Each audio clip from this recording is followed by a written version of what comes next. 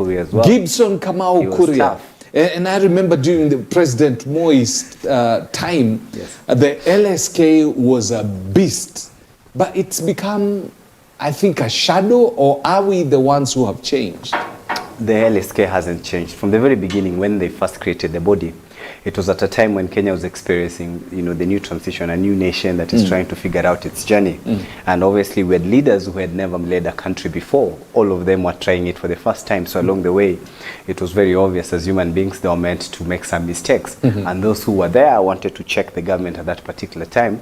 And so it became necessary that the legal minds in the country are able to form a body that is able to check the system. And that's why it was formed in the first place. It's not just a party organization. They don't just meet to party. It was supposed to sort of reorganize the legal structure in the country, and also be able to have a joint platform through which the legal practitioners in the country can be able to check the government of that particular time. And it really came at an opportune time when the late President Moi came into power, and things started becoming very tough for all of us, really, the politicians and the Kenyans in the country. And so LSK at that time, because of the level of impunity that was at that particular time during the President Moi's time, it's very obvious and understandable why they were very passionate about some of the things that happened at that particular time. You know, our constitutional framework at that time wasn't as intense. It wasn't as intense as the kind of constitutional framework that we have now. You know, the 2010 constitution totally overhauled the whole legal structure and the power structure that those in government have. You know, the president in the previous constitution before 2010 was an extremely powerful individual. That president could detain us from here. Yeah, he could. You could live here and never make it home. Yes, I remember my dad. I mean, my dad loved politics, but during President Moi's reign, I mean, he couldn't even dare speak inside his own house. During his time, he wouldn't even whisper carelessly in public. But that time, we saw LSK speaking out. It was a very strong body. Exactly, and that's what I was going to. That is because at that particular time the constitutional framework was still very weak, so there was need for that passionate, I think, passionate pushback of the system to be able to check it. But when you look at how the 2010 constitution was structured and how wide consultations it took for it to get to where it was, maybe there's the reason why there isn't much to debate about.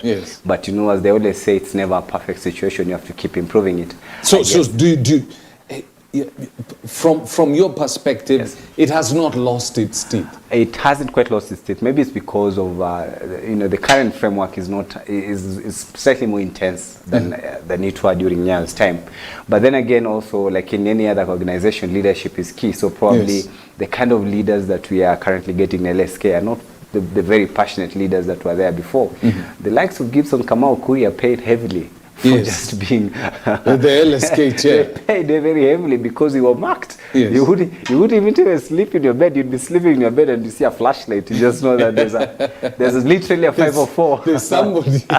You have a visitor. And this is the middle of the night. So I guess probably one of the reasons could be probably because now the constitution is slightly more intense, so the president and those in government are checked, but also maybe the kind of leaders that are coming in at this particular time, maybe they're not as passionate. So how key is it to have a very strong LSK at a time like this? Because when you look at what is happening, the current government definitely has intentions, or good intentions at that. But some of the things that are being passed in parliament, it looks as though there is literally no opposition in this country.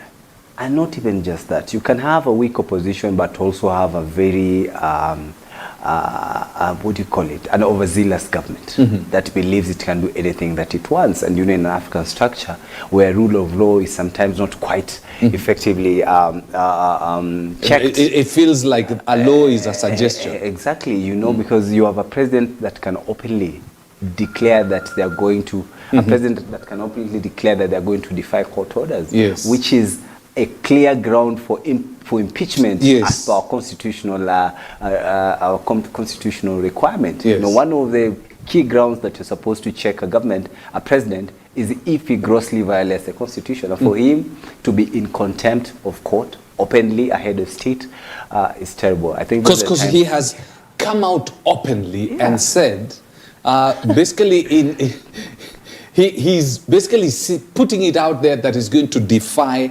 everything the courts are going to decide concerning the housing levy.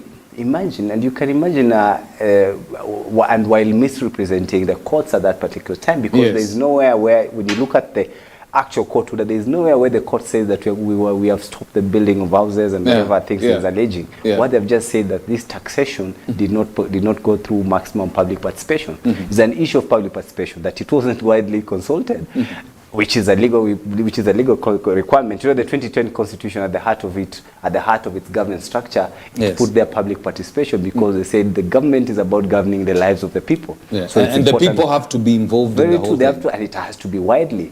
And as you remember, at this particular time with the cost of living, a subject that we discussed the whole of last year, is that it's very high. This is a time when Kenyans would very least want to incur more costs, especially in terms of taxation, on what they would ordinarily not consider as basic.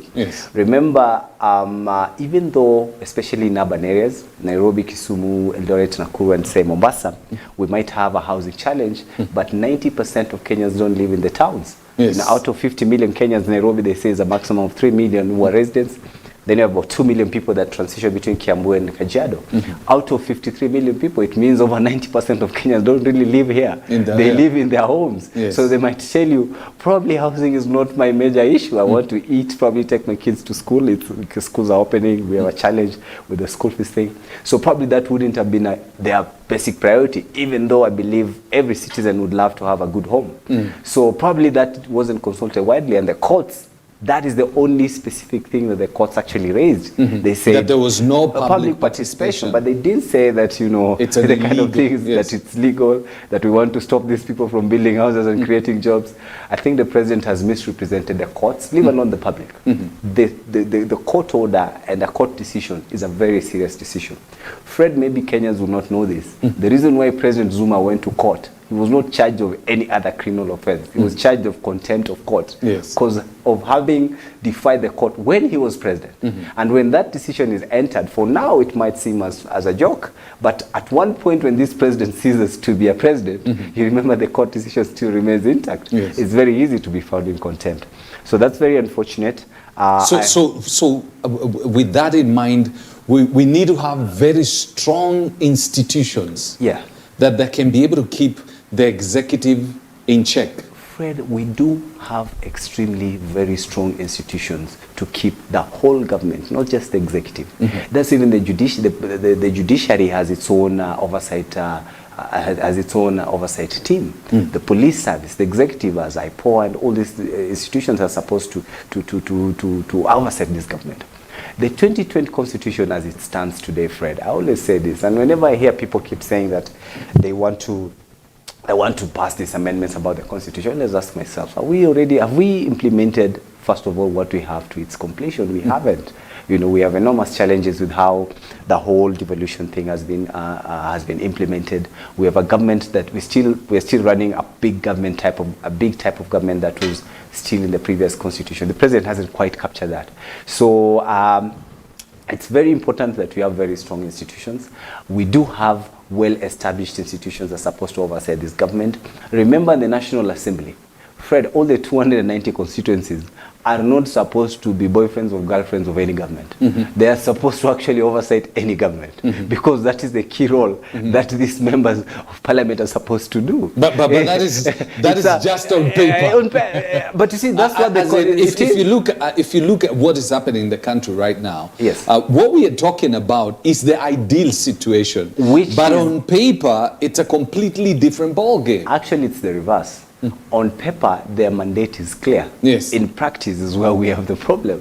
Because the 290 members of parliament are actually supposed to oversee this government. But then we have a bunch of them that walk into parliament and then they say, you know, we are in government. So even when you see a wrong government, you're not supposed to check it, even though one of the three reasons that a member of parliament is paid for is to represent his people, to come and oversee the current government, and then form new legislations in terms of governance. Then the 2010 Constitution added the fourth one, which is appropriation, because now budgeting is done in parliament. Those functions are directly mandated to the people, and they do not have to come through directions from the executive. But as it stands, and I guess, like I've always said over the years, that the political culture is such that we think that once I'm elected in the ruling party, then I automatically become blind, which is terrible. Right, so we do have institutions. The parliament itself is one of those institutions that are supposed to check government. The judiciary is one of those institutions that are supposed to check government. We have all these oversight bodies that are supposed to check government.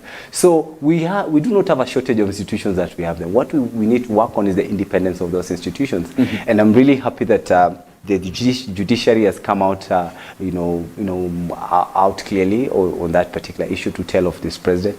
This president will be president only for a season. Mm-hmm. There will be another president, and the Kenya will be here in many years to come. Mm-hmm. And we cannot live in a country where we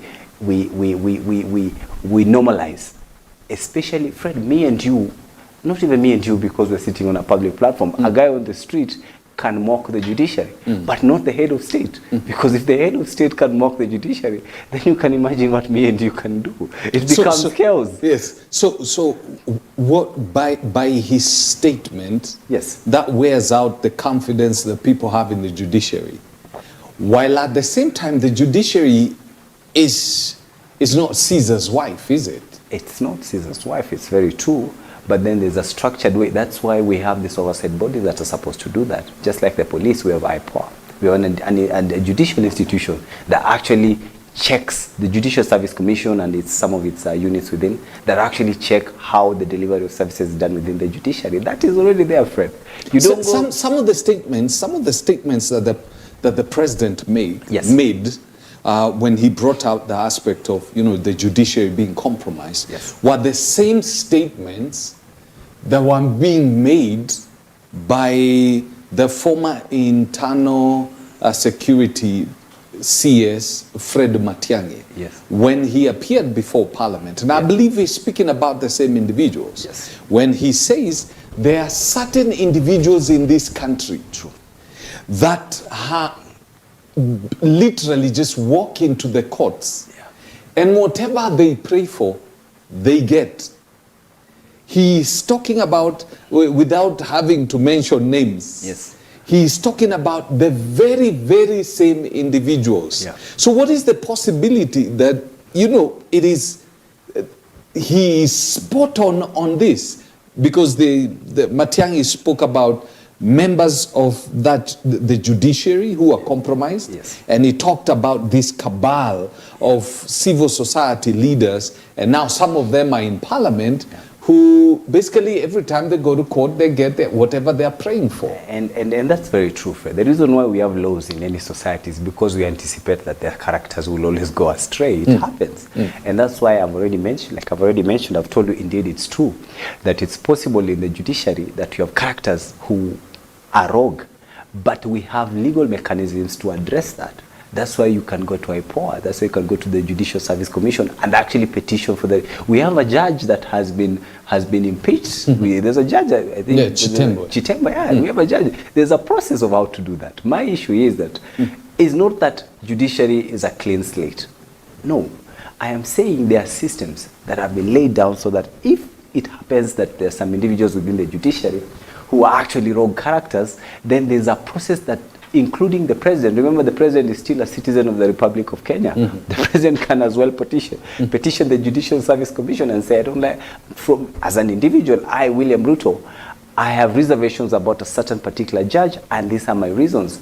If this country were to rely on rumors, this president wouldn't be president today.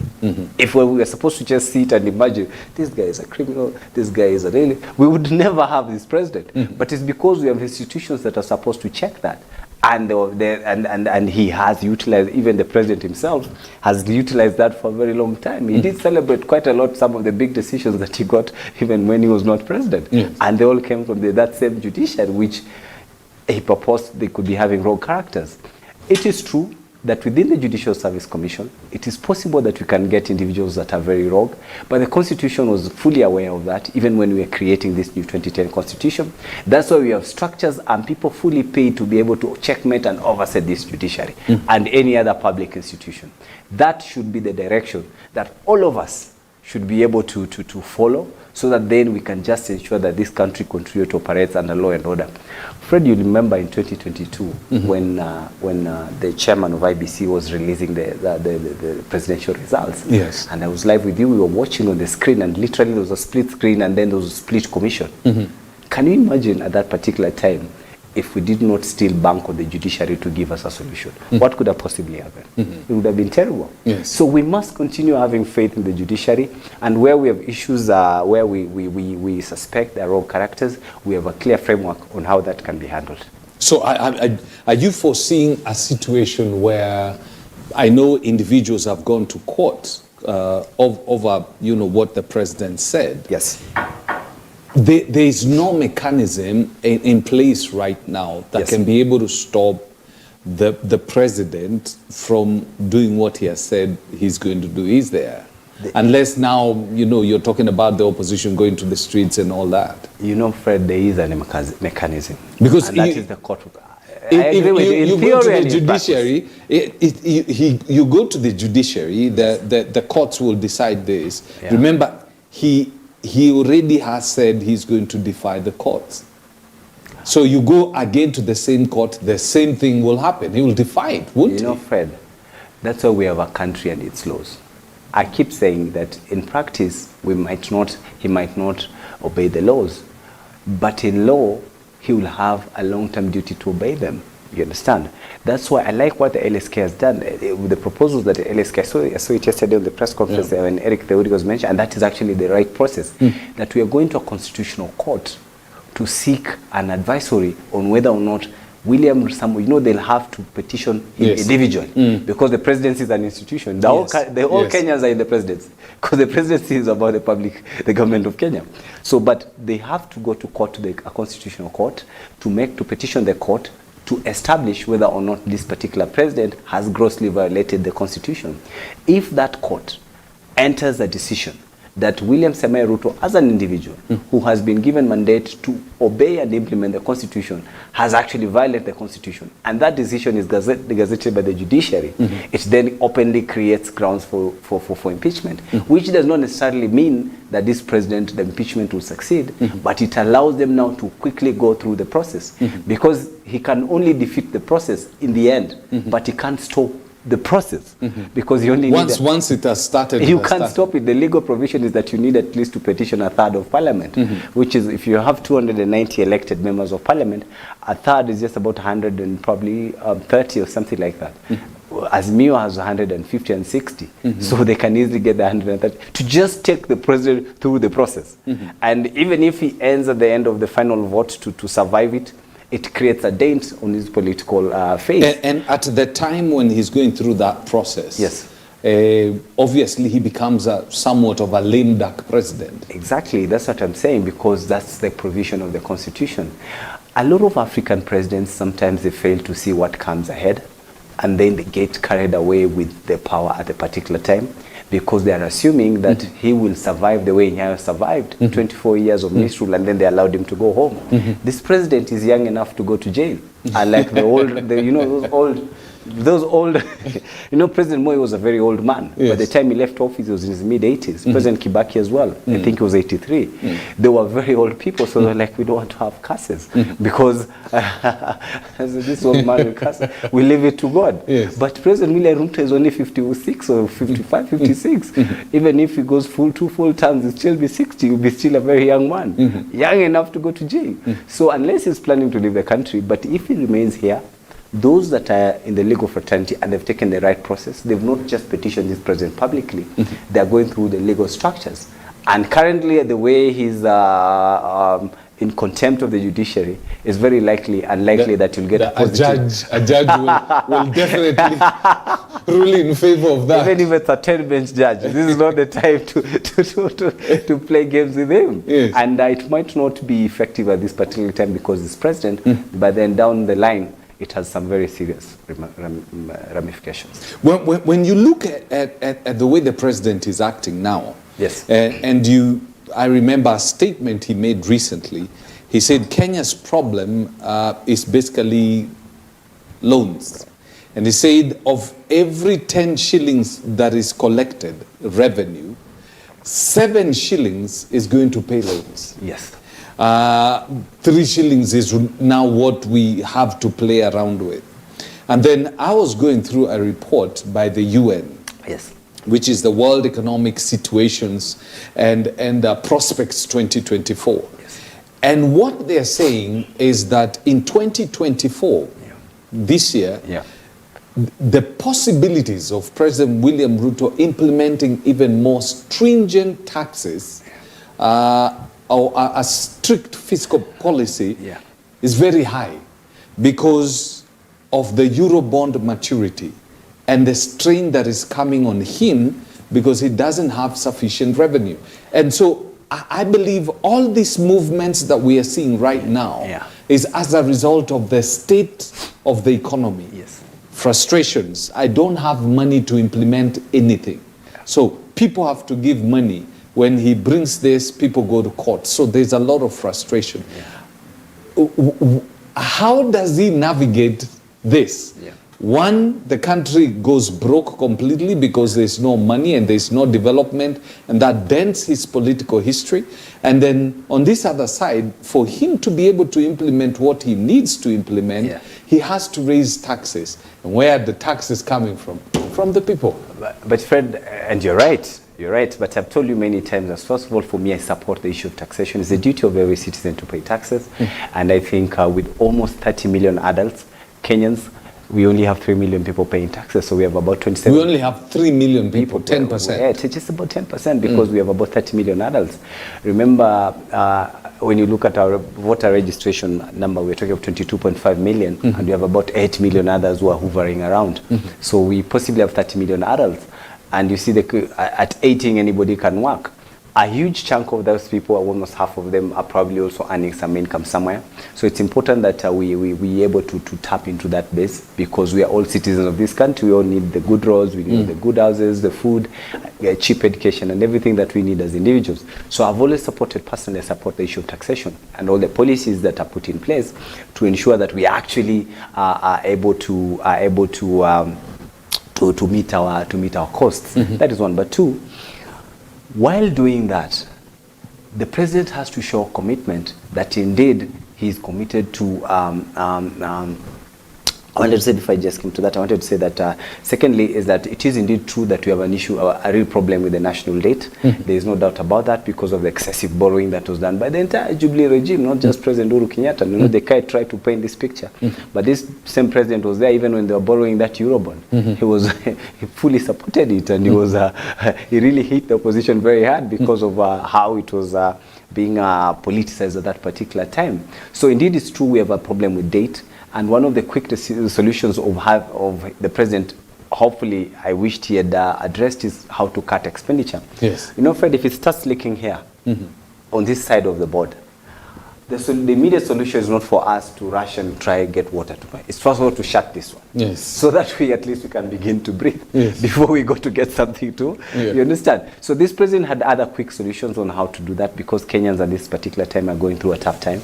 And one of it was to quickly cut the size of government because the constitution as it stands today allows this president to truly cut down if he was to just implement the constitution as it were.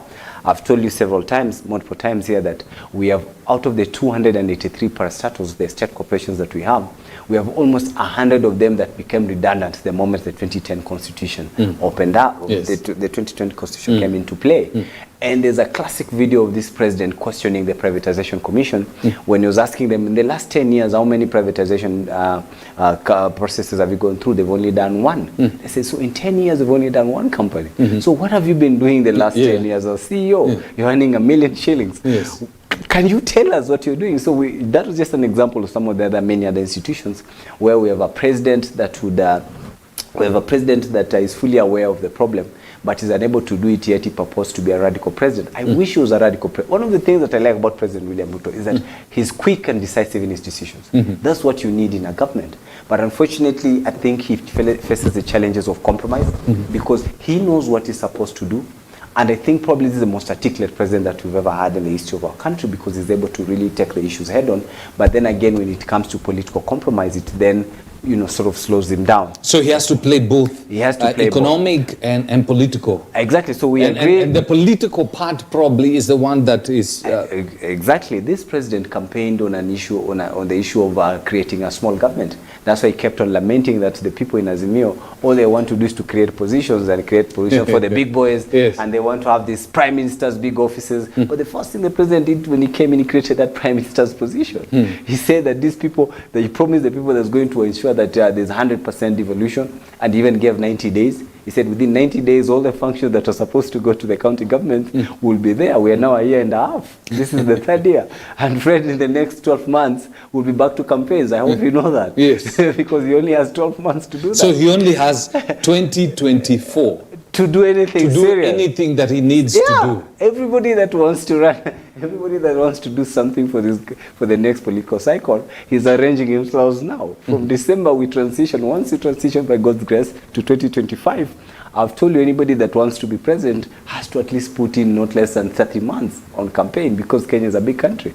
Anybody that wants to lead his people at the county government, a county government like my own home county of Kakamega, 60 wards. It goes head to head with Kiambu. Those are the two largest counties in the country. For you to be a governor of Kiambu, you really have to spend a lot of time on the ground. In Kakamega, I have 400 villages that I want to cover in the years to come. It's a big county. So this president has only have a year to plan himself.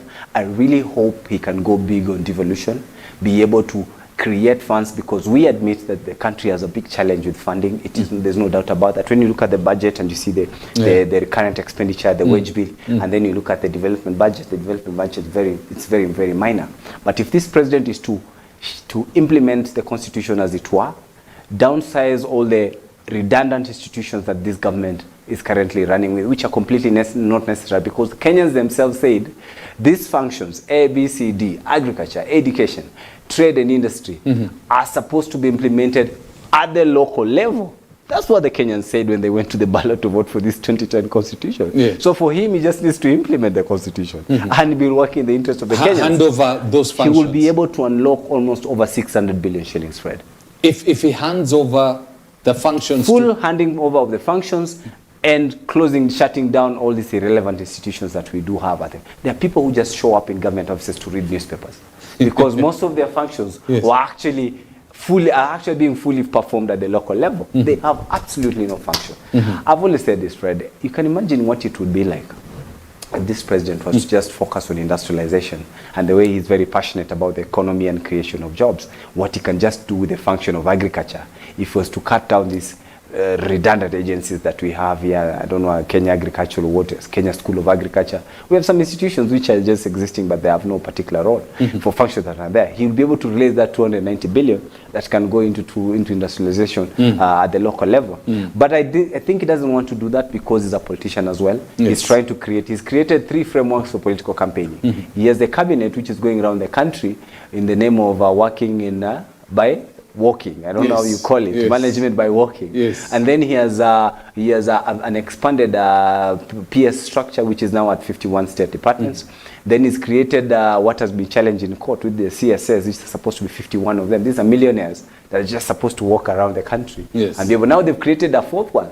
They're saying it's a summit for chairmen of parastatals. These are individuals that now are going to go around the country on taxpayers' funds to just purport to be looking at development. But they're actually campaigning for the president, including a very good friend of mine from your home county called Irungu Nyakera. You know, he said, I met him somewhere here and was saying, you know, Ngaira, the mistake I did in 2022 is that I was too elite. Now I want to politics, because he was trying to be governor of Murang'a. But he didn't quite, he was trying to do the issue-based politics. But then he says he regrets why he did the issue-based politics. He would have just done grandstanding, and he probably will be some. He is now walking around the country as one of the chairmen of the state parastatals, which is very unfortunate, because then that means wastage of money. This president, is true, he has a challenge with the national debt. He has quick solutions that he's supposed to embrace so that he can cut down the cost of doing government, which I think every Kenyan would support that. So that then even his vision of trying to to restructure the economy and jobs can be materialized. But he seems not to be doing that. Well, he seems to have taken over. Probably this was whoever would have taken, even if Raila had taken over this, Yes. We would still be having this conversation. Very true. Because you have a very small budget Yeah. within which to operate. Yeah. And then you have the individuals who played a major role in taking the loans and, you know, messing up basically the country. Yeah. Coming at you and telling you you're not doing this, you're not doing this. Yeah. So it's a very tight rope to walk. And it's getting him at a place where he's probably, you know, making decisions out of frustrated emotions. Very, very true. And any other president would face the same challenges. Remember, we're already at 10 trillion shillings in debt. Yes. So regardless of who came into power, he was going to face that challenge of liquidity. How then do you balance operating cost vis-a-vis the development budget? In Tanzania, they made a decision that Dar es Salaam was not central enough to become the state capital. And that decision was passed that we need to move to central Tanzania, and that's how they landed on Dodoma. And government went ahead to spend on the infrastructure in Dodoma to create a new capital. But then it took 30 years down the line, nobody had implemented such a decision because they kept on playing politics. Yes. You know, some members of parliament who are already comfortable in Dar es Salaam didn't want to envision the idea of moving to Dodoma because they were very comfortable in Dar es Salaam. But when President Magufuli came in, this is why he's my favorite president in this continent. He said, the people of Tanzania made a decision that to serve everybody effectively, we need to have a central government. The government of Kenya spent taxpayers' money to build a new capital. It is now upon us to move into that capital. And he told them, I am moving there in 30 days. If I don't find you in Dodoma, then you are not a civil servant. Then he had a few politicians complaining, how then do we transition? The issue of, we agree that indeed we're supposed to transition to Dodoma, but then, you know, where do we stay? And did that. In 30 days, he went and bought an estate in Dodoma with at least 300 apartments. Yes. And gave back each member of parliament his key. Told Key them, to his apartment. "There's your house." Then let's meet in Dodoma. And indeed, in 90 days, for the first time, Yes. the whole government moved to Dodoma. Implementation. Yes. Which is what I was telling you, that any president that was supposed to come in, he would first of all appreciate that we have a challenge with date, which we all agree. And so when you realize that you have a challenge with debt, the first thing you do is to cut the cost of doing government. And the easy one was to just implement devolution as it was written. That Kenyans gave us these functions need to go to the counties. I have the 90 days or the 60 days he had promised, because the president did promise that during his campaigns. Yes. He actually had said 90 days. He would have made sure that every function has gone to the counties. Yes. He would have saved, I'm telling you, Fred, from the 100 state parastatals that were going to become redundant, over 600 billion, which then can be used to top up the 450 or something development budget that he has. This president would have 1 trillion shillings to work with this development budget and even increase some of the implementation of these functions at the constituency level. But he hasn't done that. We are now a year and a half. We're almost going to 2 years. And once you get to 2.5 years, it's halfway your term. How do you then implement that? Becomes a political hot potato. I was home recently, Fred. Yes. In Kakamega. In Kakamega. And I was telling my people there that by God's grace, especially the young people who have been continuously been lied to and misrepresented every year in every election cycle, including myself. I told them that if God gets us, by God's grace, God gets us to the August of 2027, the retirement age in Kakamega County will be 50 years. 50 years.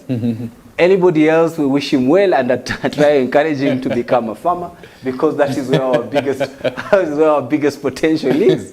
And I truly mean it. Yes. Because that is the only way we can be able to achieve results. And this president has the constitutional mandate to do that. If this president immediately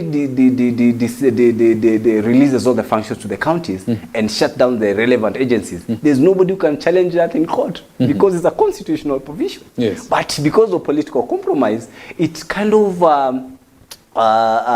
indicates that probably was not as serious as the way he campaigned, because I really liked the president's... Or maybe he came in and discovered Mambo kwa ground. Mambo kwa ground, because he has to balance the politics. Yes. He had all these hundreds of people that campaigned for him. Yes. He had promised them positions, Yes. and he realizes I have to place them somewhere. And that is where now why it's important to have a kind of president who is an ordinary type of president. When you look at the presidents who've transformed countries, even Tanzania itself, President Nyerere, when you look at Nelson Mandela, there were presidents who appeared not to have personal interest or greed in what they were doing. That's why President Nyerere quit. He said, I tried to do this, it didn't work, I'm going to pave way and allow. He would have otherwise died as the head of CCM. He didn't have. Angola had a president, the late President Dos Santos, who died the other year, was president for 37 years.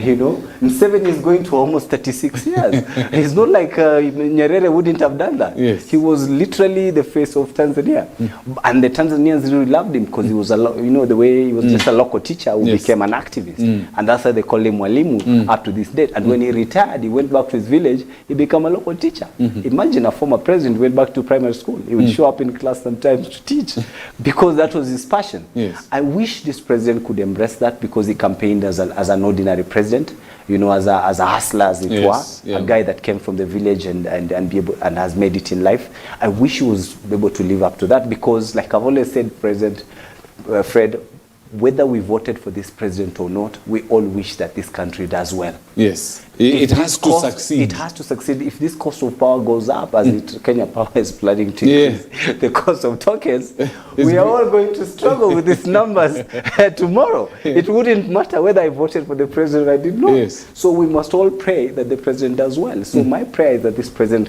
especially when it comes to devolution and full implementation of devolution, and then the funds to be able to be secured and be invested in in production where the output is very high.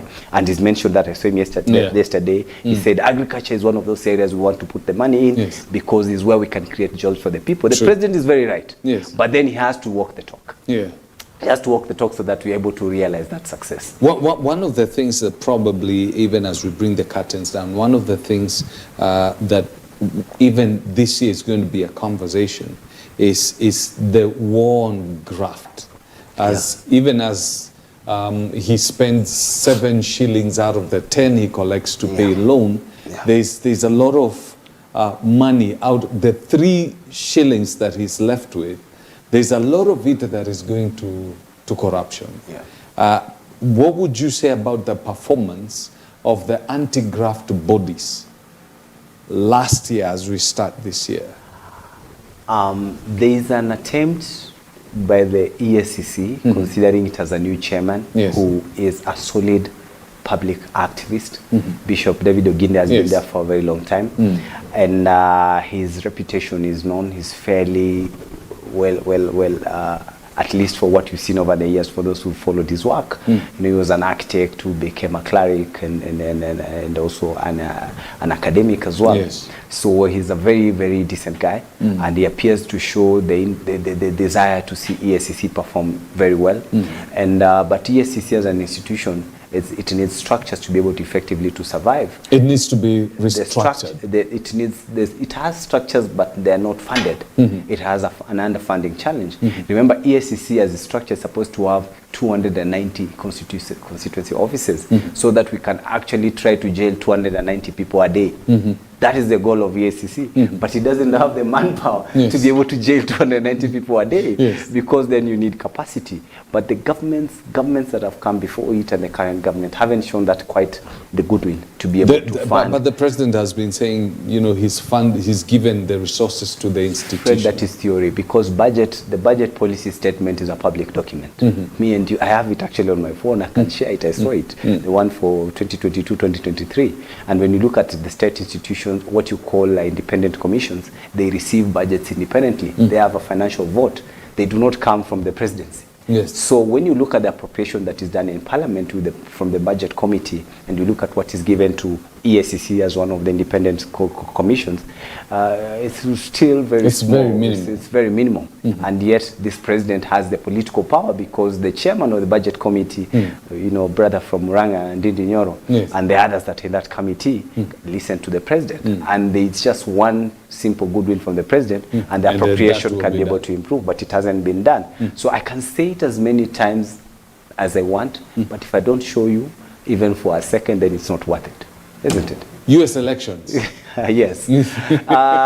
Very interesting race. Yes. Of course, I'm a social democrat, so for a very long time I've been a big supporter of the Democratic Party. Yes. But President Trump has been an interesting character. I loved him in 2016 Yes. because he came in as an outsider, and even though he was an elite, and he was able to sell his dream when they really wanted to sort of brand him as an elitist who has no history in government in managing of campaigns. But then he came in and then said, it is indeed true that I'm very rich, but America is doing badly. I want to make it rich as well. And there are those who bought it. And when you have a country which, especially him being a Republican, and you have 40% of the Americans being conservatives, he has already 40% of the vote. So he only needs to work on the middle class. And when you look at the 2020 elections in which he lost, as at that point when the counted votes for those who walked into the ballot were being declared, he had won that election. Then you had the mail-in ballot, the popular vote. Yes. Then there was something called the mail-in ballot. Yes. And that's where they got it. The rubber in a couple of beats states. And I'm sure he's now he didn't quite factor that because his campaign was truly based on turn up. So his was that please turn up to vote. Yes. And indeed the Republicans turned up and voted for him. But he didn't quite figure out in some of the blue states where, remember in the US, the states, the elections are managed by the state. It's like in Kenya, the governors to manage the election. You can imagine. Would be a disaster. In Kenya, if we had that's nothing short of a disaster. Exactly. So it'll be interesting to see how the elections go because even though he's an elitist, but he largely campaigns as an outsider. That's why he was able to take out dynasties like the Jeb Bush and those type of people. So from where I sit, this president has a chance of coming back. And he has a big chance of chance of coming back because the Democrats have made a terrible mistake. They've sort of created a media circus around him because of the legal issues. So he's pretty much on the news every single day. And that he doesn't have to attend the presidential debates. The publicity is 100%. That he's choked even his competitors within the party. I just saw his numbers the other day. He's at 56, 57 in terms of popularity points. The second person, the governor of Florida, is coming at less than 19%. How do you even catch up? That's why he doesn't even show up at these debates. And so when you look at the president, and President Biden struggling, of course, in terms of his performance, and then his own personal health, which is also an issue of debate. Some of the Americans, because President Trump, remember, he just needs to work on 10%. And we had 50%. So this president has a chance of coming back, but it will be interesting to see how that goes. It will, as you say, it will be very interesting. I think the worst president for the world, because most of the time when the U.S. basically decides who's going to rule the country, it is the U.S., quite a number of policies are implemented there, and then pushed down the throats of people. Yes, globally. The worst president for the U.S. for Africa, I think, was Barack Obama. Exactly. Barack Obama was a letdown because all he was interested in is pushing the LGBTQ. Exactly. And I think he just messed up the whole thing. I always thought that for a country that has an economy of almost $18 trillion, going to $20 trillion, that even just $47 billion for Kenya for infrastructure over the entire presidency, not in one term, would have totally transformed our country if he's truly the son of Kogelo. So even us, even us as Kenyans, we didn't feel him. We didn't feel him, and I believe. And Trump, as people say, he's as crazy as a bedbug. But I think he was, during his short reign, he was good for quite a number of things. Morality in the world, because you know how Republicans are. He was good for morality in the world. He was good for quite a number of things. And maybe, let's see. And he's the only American president who's met a Kenyan president twice. Remember, he hosted President Uhuru Kenyatta twice at the White House, which never happened. It didn't happen for any other African president. So we might say that probably President Trump had more value to particularly for us Kenyans. But we are waiting to see. The American election this year might be quite something. All right. My take is today, the second week of January, I'm telling you, Fred, by God's grace, if we get to November, chances are that President former President Trump will be back in office. True. I totally agree. So it's a whole world. We got the next 12 years coming, 12 months. 12 months. It's not gloom and doom. No. I'm one person who believes that it's not what happens to you. It is how you respond to what happens that determines whether you become a victim or a victor. I chose long time ago to become a victor. And no matter what comes this year, it's going to be challenging, maybe, but we are created of better material. We will overcome and we will soar. Remember, we are not in this alone. We've got God on our side. So we'll continue praying for this nation. Remember, great stuff is going to be happening in the course of this year. We're already in Western Kenya. By the way, we are in Ingo. I saw that in Pang. Yeah. I watched it at home. My mother asked me which is the channel. I showed him the channel. Yeah, we are in sorry, Ingo. her and a bunch of other people that know me. Yes. And they're very excited. Awesome. We are in Ingo. And we are making a couple of things to, it's going to be a beautiful experience in Ingo. In Central also we are coming, and in Eastern we are coming in a big way. So this year is going to be one of those years where we impact. Even by the time the elections come, EBN, right here, Yeah. you will have the president. We'll be talking to the president right here in this studio.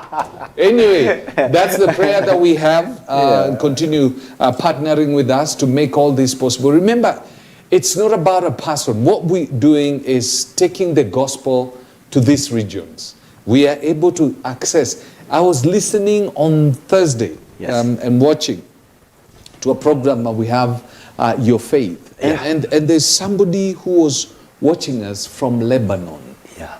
I mean, we are able to go past the borders. They may stop you physically from going there, but through the airwaves, we are getting through the borders and getting into people's homes and even getting into people's bedrooms so that we can speak the gospel of our Lord Jesus Christ. And you know what? Lives are being changed. Thank you very much for joining us this morning. DUK is going to be coming up at around 11, Daughters of the King, and they're going to be talking matters kingdom and how ladies are supposed to respond in that kingdom. So do have yourself a lovely morning. Thank you very much, Ngaira. Thank you for having me, Fred. All right. Always a pleasure. Beautiful.